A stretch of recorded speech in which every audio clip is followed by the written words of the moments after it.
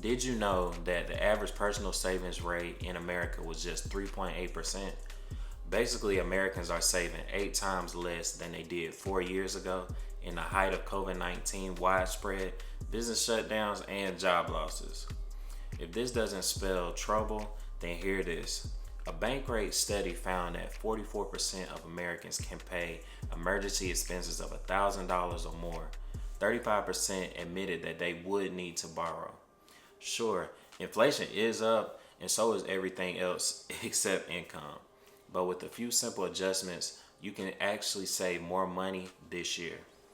Welcome back to Tax Premier. I'm your host, Johnathan Wood, where we dive into everything finance and help you pay the least amount of taxes possible. In this video, we share 10 game-changing money-saving hacks that will completely transform your finances, whether you're looking to reduce your spending, pay off debt, increase your savings, invest, or simply cut unnecessary costs to maximize your income. These super easy strategies are for you. So like, subscribe, and let's jump right into it. So for number one, set a specific savings goal and timeline. So I'm going to start saving as much as I can from today. While this is a step in the right direction, it's not enough to say you want to save a lot of money indefinitely. You need a specific goal and timeline. In other words, a finish line. So sit down and really think about what you want to achieve. Are you saving to buy an asset, for example? Or do you want to build a solid emergency fund? Answering the why will help you come up with a specific amount you want to save. Then, based on your financial situation, you can figure out how long is it going to take to reach your goal, whether that's a year, 2 years, or even 5 years. Now, you can figure out what you need to save every month to reach your goal. For example, to save $10,000 in a year, you need to save at least $833 monthly. Number two is know where your money is going and make a budget. You need to know how much you need to save, but can your income accommodate it? To actually save money, you must first know where that money is going. In other words, you want to track your income from the moment it hits your account to when the last dollar goes out. Now, tracking your expenses helps you really think about your spending and whether you actually need to use your money on certain things. For example, subscriptions you rarely use. More importantly, it allows you to create a budget. A budget is basically a way to plan your expenses before the money comes in. So when the money comes, you tend to spend more prudently, hence saving consistently. Now, number three is start cutting back. Back in 1957, a British novel historian and author, Cyril Northcote Parkinson, published the now bestseller Parkinson's Law, which advanced the idea that work expands so as to fill the time available for its completion. Now, basically, if you need something you need done and give yourself a week to do it, it's probably going to take a week. But if you decide to finish it by the end of the day, then you're going to need everything possible to make sure you do. This principle can be applied to personal finance as well. In this case, we replace time with discretionary income. Without proper checks, your expenses can and will expand to fit your entire income as it grows. But if you decide you're going to only use up 80%, 70%, or even 50%, that's what you're going to use. So now that you have a budget, start eliminating expenses you can do without and slowly increase that until you reach your monthly goal savings.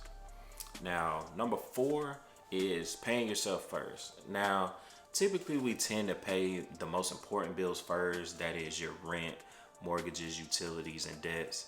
Then we take care of our everyday expenses like groceries, gas, daily cups of coffee, and so on. Savings come last, and it's usually whatever is left after our needs and wants are met. This is a very poor way of saving. Why? Because chances are you're not going to save as much as you should or as consistently as you should. A super useful hack is to pay yourself first. Basically, you deduct the amount you want to save before you start spending. This way, you're actually making saving a priority and not saving because you don't have any money left. The best part is you can automate these deductions, directing the funds to a separate savings account or investment account. Number 5 is cook more and budget eat outs. Dining out has unfortunately become a part of American culture. Unfortunate because, well, eating out is a lot more expensive than buying the same ingredients and preparing the food at home. Not forgetting, a majority of food choices you buy out are often unhealthy. Anyways, all the money spent would maybe worth it if the reasons for dining out were, say, spending time bonding with your family or friends you don't see often, get to see. So, but the truth is, 71% of people dine out because they just don't feel like cooking. So, if you eat out or order in a lot, challenge yourself to cook more instead and see just how much you'll be able to save. And whether the urge to dine out creeps up on you, ask yourself this question: is it because I want to hang out with those close to me, or I'm just too lazy to cook? Number 6 is figure out how you can cut down on housing. Now, cutting down on your food expenditure is one thing. Housing is just a totally different beast. On the other hand, is one of those expenses people rarely question. After all, everyone needs a roof over their head, right? Now, the truth is that housing takes a huge cut off your paycheck. It's the biggest expense in American households, taking almost a third of your total annual earnings. So if you really want to pinch a penny, this is one place you need to look. So how can you save from housing? Now, you could look for a smaller house or move further away from the city. If moving isn't ideal for you, you could get a roommate or lease out an extra room for a short-term stay. You could even try to negotiate your lease agreement with your landlord. Now, if you plan to buy a home, saving up a larger down payment can save you from a higher mortgage rate, even private mortgage insurance costs. Number 7 is take advantage of tax loopholes. Benjamin Franklin once said, "Nothing is certain except death and taxes." When we talk about significant deductions from your paycheck, taxes are definitely up there with housing. In fact, the average American pays a staggering $524,625 in taxes over their lifetime, which adds up to a third of their entire earnings. Think about it. That's 4 months out of the year you're working just for taxes. But there is good news. There are many loopholes to explore to save some extra dollars off your tax bill. The easiest one is to tax deductibles. Basically, you can deduct things like side hustle expenses, home office expenses, commuting expenses, or even investment losses from your taxable income. Another way is to save on taxes is to invest in tax advantage accounts like individual retirement accounts, health savings account, and even flexible savings account. Make sure you work with an accountant to figure out all the legitimate tax saving loopholes you can explore. Number 8 is go for an affordable car and drive it till you can't no more. Now, did you know that a new car depreciates about 20% within the first year of buying it and continues to lose about 15% every year for the next 4 to 5 years? So, what does that tell you? No matter how good a new car smells, it's never worth the extra money. So if you're thinking about buying a car, opt for a used one to save money both upfront and resellable value later down the line. If you have to buy a new car, go for one that's affordable. Either way, drive that car until the wheels fall off. This is how you save the most money. Now, number 9 is pay down your credit card debt. Now, this is a big one for me.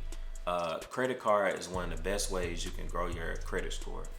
That is if you keep your utilization below 10% and pay your monthly balance every month. You see, credit cards come with an interest rate of 24%, pretty high by any standard. This means that by maintaining a credit card balance, you're essentially losing money in interest from your paycheck every month. Now, simply paying down your credit card debt before you can start saving or investing can save you hundreds, if not thousands of dollars in the long run. Now, I want you to remember that even the stock market promises only about a 10% return rate, which I think that's pretty good, 10% return rate. But lastly, number 10 is buy generic. Did you know, or did you prefer name brands, or would you rather go generic? I wouldn't want to go generic, but well, according to FDA data, generic drugs cost as much as 80 to 85% less than the name brands. They are usually comparable in quality, having the same active ingredients. Interestingly, brand name drugs more than double in price between 2009 and 2018, which general brands slightly dropped. But it's not just the drugs. Prices from common household goods, furniture, and appliances differ insanely with the brand. So whenever you can buy generic of comparable quality, especially store brands do so, you'll enjoy the same benefits for much less. Now, over to you. What are some money saving hacks that you work for? If you picked a tip or two, drop a like and definitely subscribe for more useful finance tips. And if you'd like to book a call with my team to schedule your free tax analysis, click the link in my bio to start paying less taxes today. We'll be uploading another exciting video soon, so ring the bell icon to not miss out on any videos. Until next time, see you there.